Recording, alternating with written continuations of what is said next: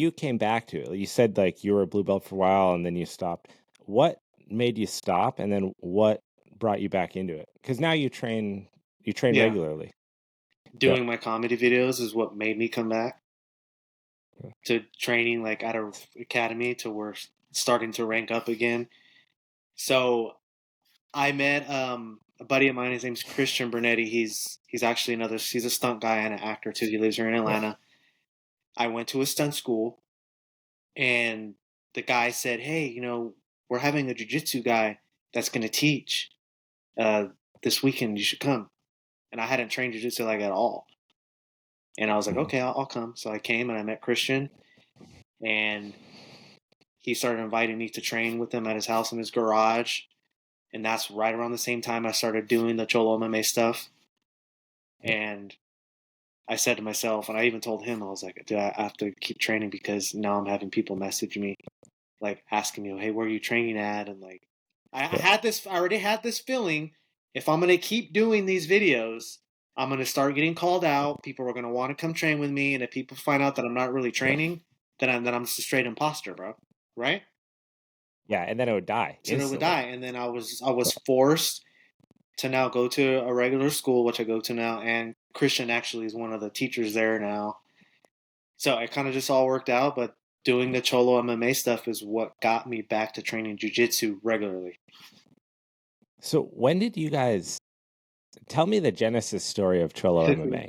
So if I look at like Instagram, I kind of think back to like the first time I came across you guys, and I was like, wow, this is fucking good, dude.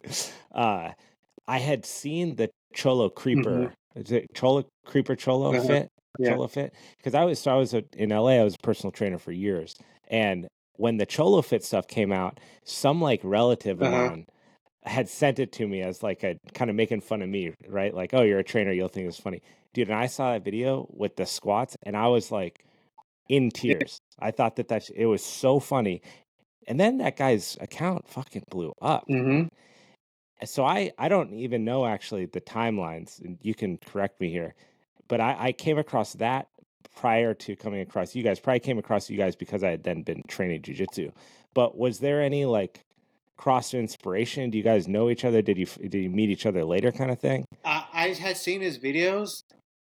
My idea, honestly, for this character was from Jacob Vargas from Next Friday. That's literally I was at home Yeah. one day, and this is before I moved here to Atlanta, and I was watching Next Friday, and I had a beanie that was sitting there on the couch, and I got my phone, and I was like, let me see if I could imitate him.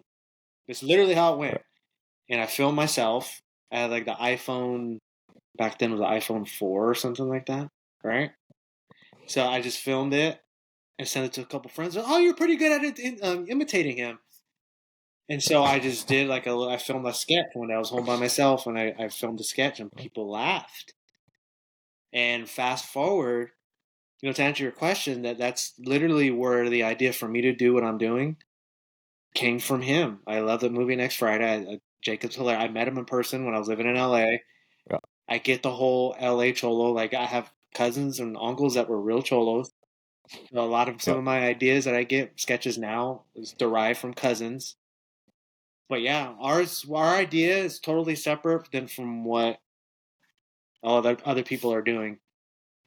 For sure. And it's noticeably different. And I think one of the similar to his, but in a different light, you have developed characters around Cholo Fit, right? Like Toker is a Mm-hmm. character doing these technique drills that are one that like it's not like it's very clear that you guys didn't just look up jujitsu on YouTube, right? And try to replicate it because you had some characters and you're like, how do we get these guys to do jujitsu?